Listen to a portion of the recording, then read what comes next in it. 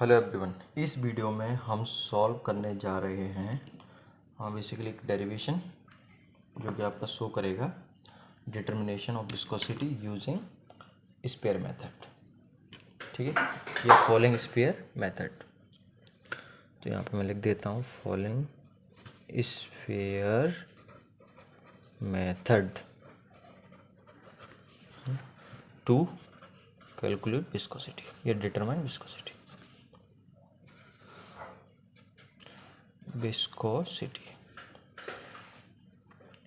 ठीक है, ओके। तो यहाँ पे आप सेटअप देख सकते हैं इसका पूरा। ये आपका इस तरह का टैंक सेटअप है ना, और इसके अंदर वो फ्लूइड भरा हुआ है जिसका आपको विस्कोसिटी कैलकुलेट करना है। ठीक है, अब इसमें क्या हो रहा है, इनिशियली हमने यहाँ पे स्पेयर डाला इस जगह पे, और ये स्पेयर ट्रैवल करके यहाँ तक आएगा, फिर इस जगह पे आके ये इक्विलिब्रियम में आ जाएगा, है ना। तो हमको क्या फाइंड आउट करना है, ये जो फ्लूइड है इसकी विस्कोसिटी फाइंड आउट करना है। ठीक है, तो इसके लिए यदि हम मैकेनिक्स पॉइंट ऑफ व्यू से बात करें तो यहाँ पे जो स्पेयर है इसके ऊपर क्या लग रहा हुआ है, इसका वेट वर्टिकली डाउनवर्ड डायरेक्शन लग रहा हुआ है, इस पर बायएंड फोर्स लग रहा हुआ, वर्टिकली अपवर्ड डायरेक्शन लग रहा हुआ, प्लस इस पर ये जो लिक्विड है इसकी वजह से ड्रैग फोर्स लग रहा हुआ है ना। और ड्रैग फोर्स हमेशा कैसा लगता है, जो मोशन होता है उसके अपोजिट डायरेक्शन। तो ड्रैग फोर्स भी कैसा लग रहा होगा, ऊपर की डायरेक्शन में लग रहा होगा। ठीक है, तो सबसे पहले हम ड्रैग फोर्स को निकालते हैं using Stokes law. Using Stokes law, ठीक है, और जो ड्रैग फोर्स होता है ओवर स्पेयर,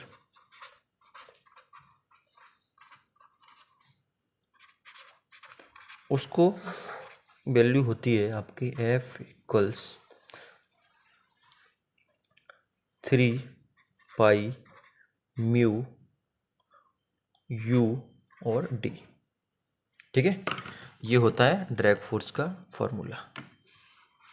अब ये जो ड्रैग फोर्स का फॉर्मूला है इसमें जो सारे टर्म्स हैं उनका क्या मतलब है, यहाँ पे देख सकते हैं म्यू, ये क्या कोफिशिएंट ऑफ विस्कोसिटी, ये इसकी विस्कोसिटी। यू क्या है, वेलोसिटी जिससे ये नीचे आ रहा है। ठीक है, ये नीचे आ रहा है, और हमने ये भी माना है कि इन दोनों पॉइंट के बीच की जो डिस्टेंस है वो डिस्टेंस हमने मानी है L। ठीक है, तो यहाँ पे ये ड्रैग फोर्स का फॉर्मूला आ गया। अब ड्रैग फोर्स के बाद आपने देखो कुछ पैरामीटर लिखे हुए हैं। L क्या है, डिस्टेंस कितना ट्रेवल कर रहा है। ठीक है, T क्या है, टाइम, ये डिस्टेंस ट्रेवल करने में कितना टाइम लग रहा है। रो एस क्या है, density of this sphere. Rho F density, ये फ्लूइड की डेंसिटी है। एफ बी बायोंसी फोर्स है या बायोंट फोर्स। ठीक है, तो सबसे पहले हम ये तो वो देखें इसकी वेलोसिटी। ठीक है, वेलोसिटी की बात करें तो वेलोसिटी क्या होता है, डिस्टेंस अपॉन टाइम। ठीक है, यदि हम वेलोसिटी की बात करें तो वेलोसिटी u है, u इक्वल्स क्या हो जाएगा, capital L upon T. L क्या है, डिस्टेंस कवर, टी क्या है, उस टाइम में कवर किया हुआ डिस्टेंस। ठीक है, अब यदि आप इसका वेट निकालें, है ना, वेट ऑफ स्पेयर, तो वेट कैसे निकल आएगा, वेट इक्वल्स क्या होता है, m इंटू जी। तो मास निकालें तो मास क्या होगा, डेंसिटी इंटू वॉल्यूम। ठीक है, डेंसिटी इंटू वॉल्यूम, तो इसका डेंसिटी तो क्या है, रो एस, और वॉल्यूम क्या हो जाएगा इसका, पाई डी की पावर क्यू अपॉन 6। ये आपका स्पेयर का वॉल्यूम होता है। ठीक है, पाई डी क्यू अपॉन 6। ओके, इसके बाद मल्टीप्लाई हो जाएगा जी से, है ना। ये मास आ गया, density into volume, mass into g. अब निकालेंगे बायोंट फोर्स। बायोंट फोर्स, तो बायोंट फोर्स आप समझते हो, वेट ऑफ लिक्विड डिस्प्लेस। ठीक है, wait of liquid displace equals, मैं लिख भी देता हूँ यहाँ पे, वेट ऑफ, यही तो आर्किमिडीज के प्रिंसिपल से निकालते हैं, लिक्विड डिस्प्लेस्ड। ठीक, तो यहाँ से F सब्सक्रिप्ट V इक्वल्स, अब वेट में बेसिकली क्या होगा, हम यदि वॉल्यूम की बात करें तो वॉल्यूम ऑफ लिक्विड डिस्प्लेस कितना होगा, वॉल्यूम ऑफ लिक्विड डिस्प्लेस उतना ही होगा ना जितना स्पेयर का वॉल्यूम होगा, और स्पेयर का वॉल्यूम हमने ये निकाला है, तो ये आ गया volume, pi by 6 into D का क्यू। ये वॉल्यूम ऑफ लिक्विड डिस्प्लेस आ गया, है ना, स्पेयर का वॉल्यूम करा, क्योंकि स्पेयर जितना स्पेयर का वॉल्यूम होगा उतना ही तो जो लिक्विड होगा वो इधर उधर ट्रैवल होगा ना, डिस्प्लेस होगा एक तरह से। अब ये वॉल्यूम आ गया। अब इसमें ये था मास का मल्टीप्लाई कर रहे हैं, डेंसिटी का मल्टीप्लाई कर, लेकिन डेंसिटी किसकी लेंगे, फ्लूइड की, है ना। तो फ्लूइड की डेंसिटी का मल्टीप्लाई कर दिया, तो ये क्या आ गया, फ्लूइड का मास आ गया जो कि डिस्प्लेस हुआ है। और इसमें मल्टीप्लाई कर दें जी का, तो ये आ गया weight, weight of liquid displace. ठीक है। अब फॉर इक्विलिब्रियम, यहाँ पे लिख देता हूँ, फॉर इक्विलिब्रियम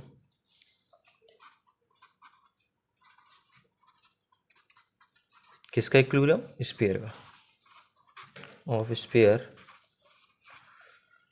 आपका दिस जो बीट है वो वर्टिकली डाउनवर्ड डायरेक्शन में लग रहा है। ये तो हम डायरेक्ट फोर्स की बात कर रहे हैं, डायरेक्ट फोर्स कहाँ लग रहा है, ऊपर लग रहा है।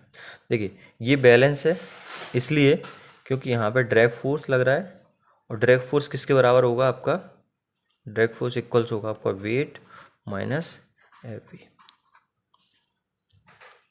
ठीक है। अब देखोगे इसकी वैल्यू कम होगी क्योंकि यहाँ पर डेंसिटी कम है, इसकी वैल्यू ज़्यादा होगी वेट ऑफ स्फीयर की क्योंकि यहाँ पर डेंसिटी ज़्यादा है।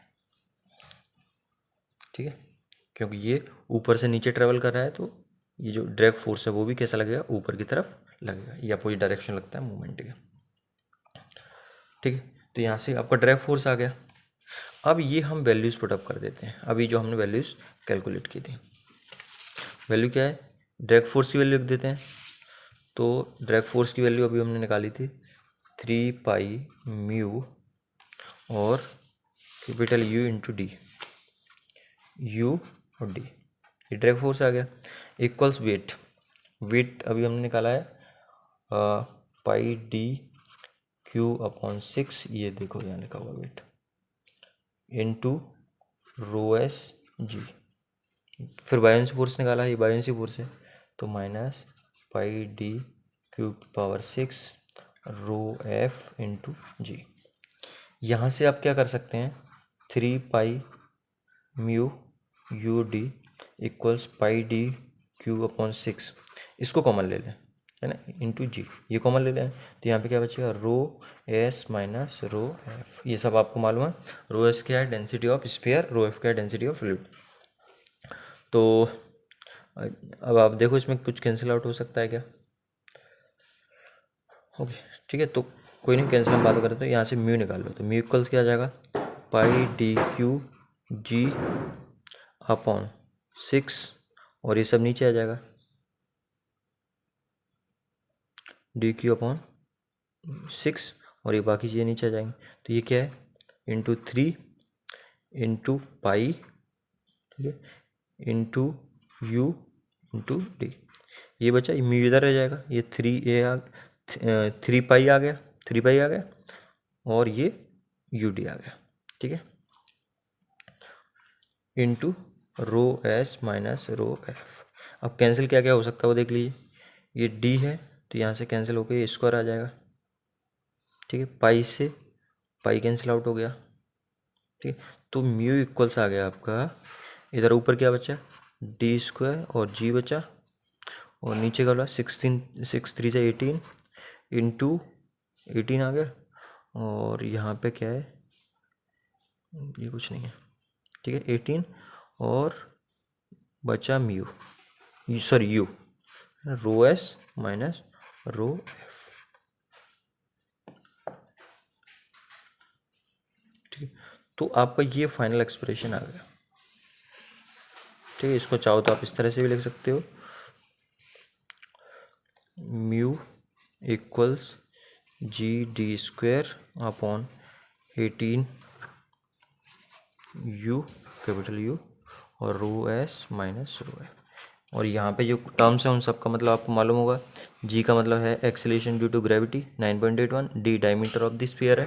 ठीक है, और ये यू वेलोसिटी है जिससे स्फीयर फॉल हो रहा है, rho S density of the sphere है, और rho F density of fluid है।